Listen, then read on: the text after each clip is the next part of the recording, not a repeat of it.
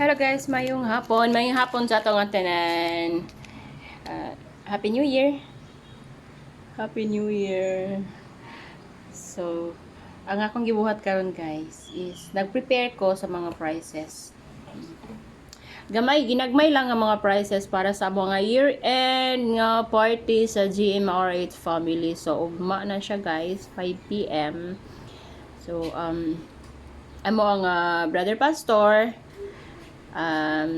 naglaan siya nga para sa mga ginagmay nga prices para nga malipay ang tanan, no, kay gi-bless man sa Ginoo ang iya nga life. So mo share po siya sa blessing. So akong gi-prepare is ginagmay lang ni siya guys. So mo ni ang mo ang gina-prepare nga mga prices guys, no, kani mga daily needs lang gyud, dili na magamit kana kaysa kung mupalit man kunta sa mga kuan, halimbawa daghan pa og mga baso, daghan naman ko mga baso good, mga mug, daghan na. So kini na lang, no, bisan og ginagmay, no, at least nga magamit siya.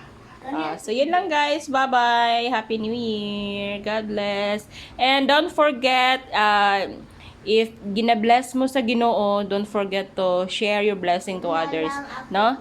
Dili na to lang taon ang